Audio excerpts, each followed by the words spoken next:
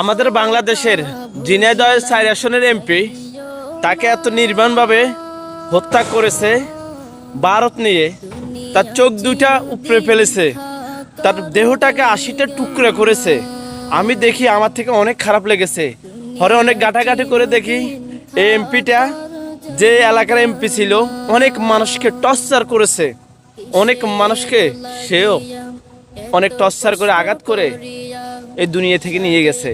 দেখেন, যেমন কর্ম তেমন ফল, এই কথাটা আসলেই বাস্তব। মেয়েটা অজরে কান্না করতেছে, যে কোনো মানুষ দেখে কান্নায় ভেঙে পড়বে দেখে।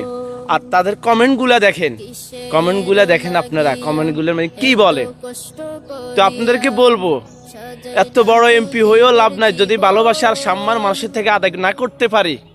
রাস্তার একটা ভিখারিও অনেক ভালো যদি তার সম্মান থাকে।